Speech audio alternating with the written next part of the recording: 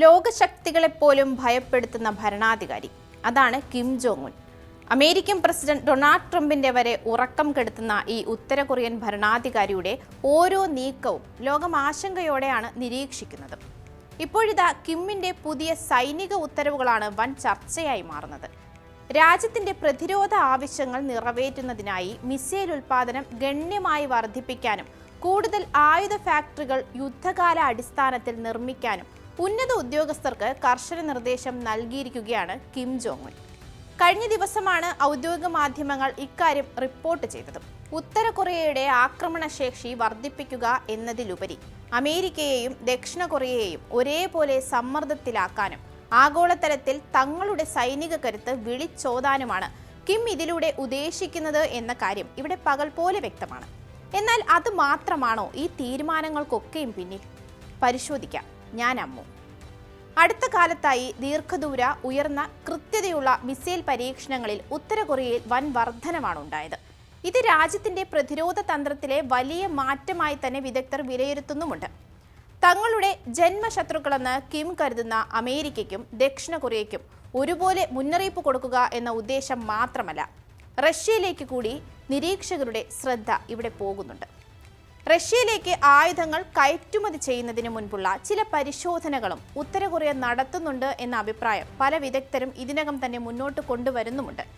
മുതിർന്ന ഉദ്യോഗസ്ഥരോടൊപ്പം ആയുധ നിർമ്മാണശാലകൾ സന്ദർശിക്കവേ വരാനിരിക്കുന്ന തിരക്കേറിയ വർഷത്തിനായി തയ്യാറെടുക്കാൻ ഫാക്ടറികൾക്ക് കിം നിർദ്ദേശം നൽകിയതായി കൊറിയൻ സെൻട്രൽ ന്യൂസ് ഏജൻസി അറിയിക്കുന്നുണ്ട്. മിസൈലുകളും ആർട്ടിലറി ഷെല്ലുകളും വലിയ തോതിൽ നിർമ്മിക്കാൻ വ്യവസായശേഷി ഉയർത്തേണ്ടതുണ്ടെന്നും കിം വ്യക്തമാക്കിയതായി റിപ്പോർട്ടിൽ അറിയിക്കുന്നുണ്ട്. യുദ്ധത്തെ ചെറുക്കുന്നതിൽ ഇവയുടെ ഉൽപാദന മേഖലകൾക്ക് പരമപ്രധാനമായ പങ്കുണ്ടെന്നാണ് കിം വിശ്വസിക്കുന്നത്. റഷ്യ ഉത്തര കൊറിയ ബന്ധം ഇവിടെ പ്രധാന ചർച്ച തന്നെയാണ്. യുക്രൈൻ അധിനിവേശം ആരംഭിച്ച് 4 വർഷത്തോളമാകുമ്പോൾ ഉത്തര കൊറിയയും റഷ്യയും കൂടുതൽ അടുത്തിരിക്കുകയാണ്. റഷ്യയ്ക്കായി ഉത്തര കൊറിയ സൈനികരെയും പീരങ്കികളും മിസൈലുകളും അയച്ചിട്ടുണ്ട്. പീരങ്കി ഷെല്ലുകൾ, ടാക്ടിക്കൽ മിസൈലുകൾ, ദീർഘദൂര റോക്കറ്റ് സിസ്റ്റങ്ങൾ എന്നിവ റഷ്യയ്ക്കായി ഉത്തര കൊറിയയിലൂടെ ലഭിച്ചതായും റിപ്പോർട്ടുകൾ ഉണ്ടായിരുന്നു.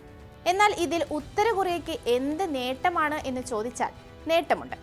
ഇതിനൊക്കെ നന്ദിയായി റഷ്യ ഉത്തര കൊറിയയ്ക്ക് സാമ്പത്തിക സഹായം, ഊർജ്ജ വിതരണം, സൈനിക സാങ്കേതിക വിദ്യകൾ, തീർന്നു പോകുന്ന ഭക്ഷ്യവിതരണത്തിനുള്ള പിന്തുണ എന്നിവ വാഗ്ദാനം ചെയ്യുന്നതായും വിദഗ്ധർ സൂചിപ്പിക്കുന്നു. അമേരിക്ക ഇതിനോടകം തന്നെ ഈ സഹകരണം അന്താരാഷ്ട്ര സുരക്ഷയ്ക്കുള്ള ഒരു ഭീഷണിയാണെന്ന് മുന്നറിയിപ്പ് നൽകുകയും റഷ്യ ഉത്തര കൊറിയയെ ഉപഗ്രഹ സാങ്കേതിക വിദ്യകളിലൂടെ സഹായിക്കുന്നുവെന്ന് രേഖപ്പെടുത്തുകയും ചെയ്തിട്ടുണ്ട്. ICBM പദ്ധതികളിൽ ഉത്തര കൊറിയ വൻ മുന്നേറ്റം കൈവരിച്ചിട്ടുണ്ടെന്നും വരാനിരിക്കുന്ന വർഷം ഈ വികസനം കൂടുതൽ വേഗതയോടെ മുന്നോട്ടു പോകാനാണ് സാധ്യതയെന്നുമാണ് ഗവേഷകർ പറയുന്നത്. അടുത്ത വർഷം റഷ്യയിലേക്ക് കയറ്റുമതി ചെയ്യാൻ സാധ്യതയുള്ള മിറർ റേഞ്ച് മിസൈലുകളുടെ നിർമ്മാണത്തിലാകും ഉത്തര കൊറിയ ശ്രദ്ധ കേന്ദ്രീകരിക്കുക എന്നാണ് ഗവേഷകരുടെ ഒരു പൊതു അഭിപ്രായവും.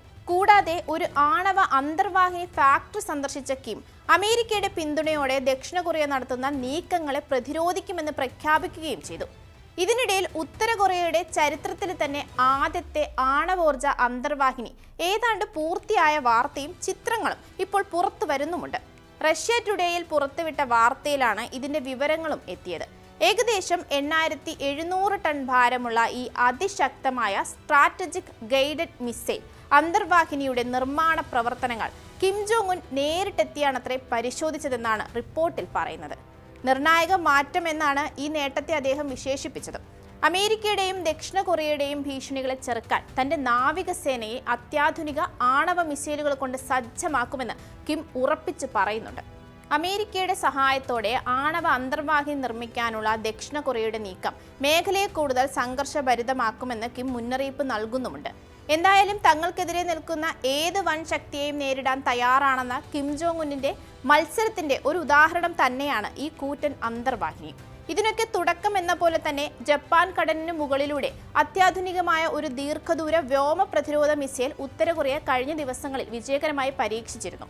കിം ജോങ് ഉൻ നേരിട്ടെത്തിയാണത്രേ ഈ പരീക്ഷണത്തിന് മേൽനോട്ടം വഹിച്ചത്. ശത്രു രാജ്യങ്ങളുടെ വിമാനങ്ങളെയും മിസൈലുകളെയും ആകാശത്ത് വെച്ച് തന്നെ തകർക്കാനുള്ള ഉത്തര കൊറിയയുടെ ശേഷി വർദ്ധിപ്പിക്കുക എന്നതാണ് ഈ പരീക്ഷണത്തിന്റെ പ്രധാന ലക്ഷ്യം. 200 കിലോമീറ്റർ അകലെയുള്ള ലക്ഷ്യങ്ങൾ വിജയകരമായി തകർത്തെന്ന് ഉത്തര കൊറിയൻ വാർത്താ ഏജൻസി KCNA റിപ്പോർട്ട് ചെയ്തു. കിഴക്കൻ തീരത്തായിരുന്നു പരീക്ഷണം. തന്ത്രപരമായ സാങ്കേതിക വിദ്യകളുടെ കാര്യക്ഷമത പരീക്ഷിക്കുന്നതിന്റെ ഭാഗമായിരുന്നു കിമ്മിന്റെ സാന്നിധ്യമെന്നും KCNA റിപ്പോർട്ടിൽ പറയുന്നുണ്ട്.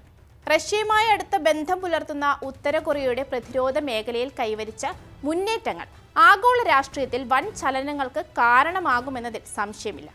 റഷ്യയെയും മറ്റ് സഖ്യകക്ഷികളെയും ഒപ്പം നിർത്തി അമേരിക്കൻ മേധാവിത്വത്തിന് കനത്ത വെല്ലുവിളിയുയർത്തുന്ന കിമ്മിന്റെ ഈ സൈനിക രഹസ്യങ്ങൾ വരും ദിവസങ്ങളിൽ ലോകരാഷ്ട്രീയത്തിന്റെ ഗതി തന്നെ ചിലപ്പോൾ മാറ്റിയേക്കാമെന്നത് വസ്തുതയാണ്.